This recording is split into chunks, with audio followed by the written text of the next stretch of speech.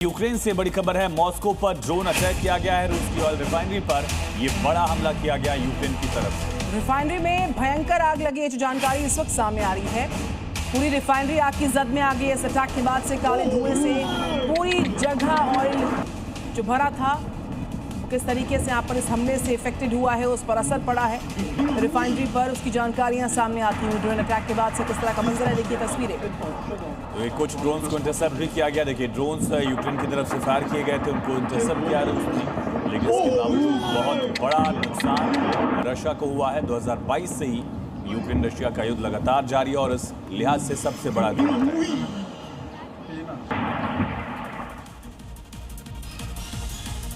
चीन में लगातार बरसात के बाद से जो बाढ़ आई है, उसने तबाही का मंजर दिखा दिया लोगों को। सड़कों से लेकर कॉलोनीज तक हर तरफ पानी का कब्जा है। सड़कें दरिया बन चुकी हैं, लोग परेशान। चीन के ग्वांगडोंग में भारी बारिश के बीच हजारों लोगों को सुरक्षित स्थानों पर पहुंचाया गया। जहां तक नजर डालेंगे सिर्फ तबाही ही तबाही नजर आएगी। सड़कों पर मानो कोई नदी बह रही हो। बारिश के बाद आई बाढ़ से लोग अब घरों में भी सुरक्षित नहीं हैं, क्योंकि घरों के ग्राउंड फ्लोर भी बाढ़ से लबालब हो गए हैं। सैलाबी कहर की एक और तस्वीर देखिए। ऐसा लग रहा है कि कोई नदी बह रही हो।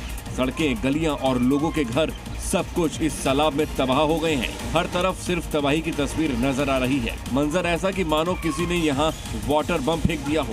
स्पेन के उत्तर पश्चिमी क्षेत्र गैलिसिया और वियाना डो बोलो में हाल ही में भीषण तूफान और अचानक आई बाढ़ ने भारी तबाही मचाई।